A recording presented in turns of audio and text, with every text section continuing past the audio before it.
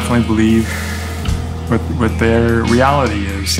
And morphic resonance talks about the transfer of intelligence almost without even being able to speak the words. We started something that went viral, and it's just, people were things like that happen. That something like that from a bedroom or something can just go, you know, around the world. It's kind of strange.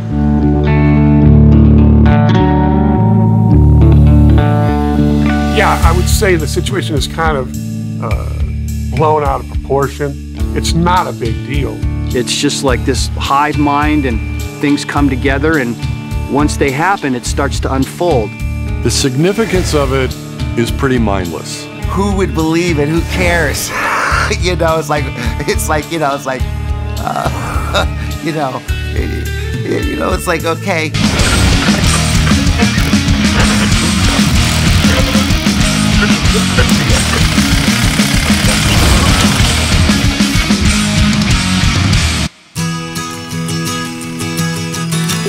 Yeah, living in Marin in the 70s was very, very safe time. Playing sports, smoking weed, listening to music. It was a good time to be a teenager back then. And it just seemed like everyone was doing this. We had no idea how idyllic San Rafael was. You know, there was a whole music revolution going on in Marin. There was a lot of hippies. Keith and Donna from the Grateful Dead lived down the street from us. Carlos Santana was, you know, a couple miles down the other direction. At San Rafael High, at lunchtime when I was a freshman, I could walk 2 blocks down to the Grateful Dead headquarters and get free buttons and stickers and badges and anything else we wanted to get. It was a beautiful time to grow up, but there was no diversity, that's for sure.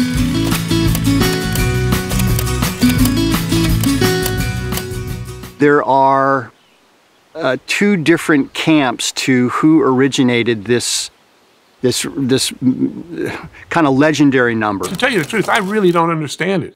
420 became what it is. I know the Waldos claim that they had thought it up, but I'm not sure that's the case. They're the 420 Waldos, who have an incredible amount of documentation. Yeah, the Waldos are primarily responsible for the promotion of the number. They didn't start 420, but they did a great job to promote 420. That's how I see the Waldos, as great promoters. Do you know the origin of 420 is kind of interesting? In the 70s in San Rafael, California, north of us here, a group of high school boys who called themselves the Waldos because they would hang out and smoke next to a wall every day at 420. And if you looked at their website, it would be irrefutable who was the originator of this term. I don't know whether they believe it because they've been saying it so long. It could be that they picked it up and started using it because they all went to school together, and maybe it was just a selective memory after the fact that they started it. But they know that Brad was the instigator of all that. This is a story about the guy who invented the number because he was the Ferris Bueller on steroids in high school. What I always have believed from the mid-70s is that Brad Bann and Dew Dixon, and I don't know if Puff was there or not, were getting high down at the Dixons, and Beeb came out with 420. We smoked that weed inside the bedroom, and we really, really got high. It was like for the first time. We looked at the clock. Brad said, oh, it's 420. I said, wow, we should do this every day at 420.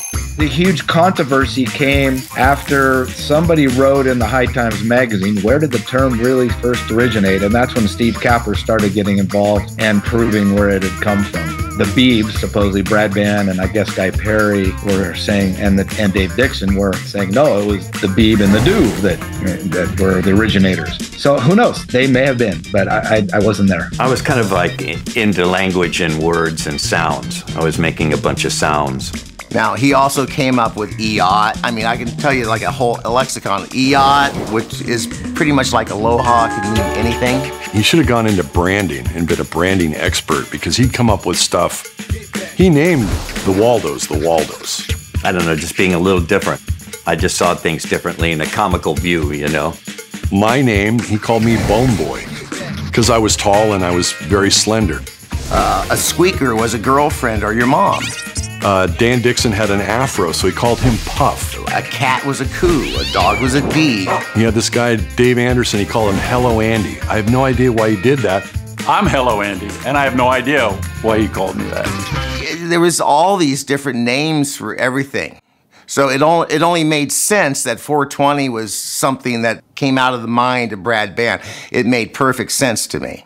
He sings for the 420 band. In fact, he's the lead singer and songwriter. We got a reunion that our band is playing tonight.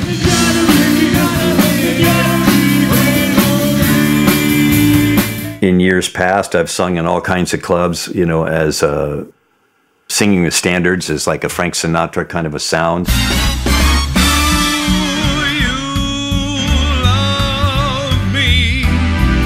It's all over. It's in Australia, it's in Europe, it's in South America, it's in Canada. It's everywhere. And that's why I think that there's such a competition for the rights to own who invented it. Who is the Magellan of 420? Well, as I said, I'm probably going to be putting a foot in each camp when I say this. I say both are equally responsible. Based on my esoteric reasoning of morphic resonance and field of consciousness. I know the truth, and the truth cuts through all of the bullshit and the conspiracy theories, so that's what I find interesting. Where it actually originated was the Waldos, but it could have been Brad Band and Dave Dixon as well. I don't know. The best outcome for this would be for them to collectively come together and create some bigger a bigger reason for 420. I think it's probably a feel-good story because, you know, everybody knows about something we started like 50 years ago, and it's still going on strong.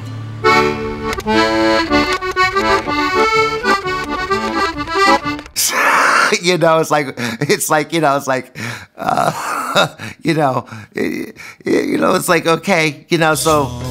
Somewhere beyond the sea, somewhere waiting for me, my lover stands on golden sands and watches the ships that go sailing. Somewhere beyond the sea, she's there watching for me. If I could fly like birds on high, then straight to her arms I'd go sailing.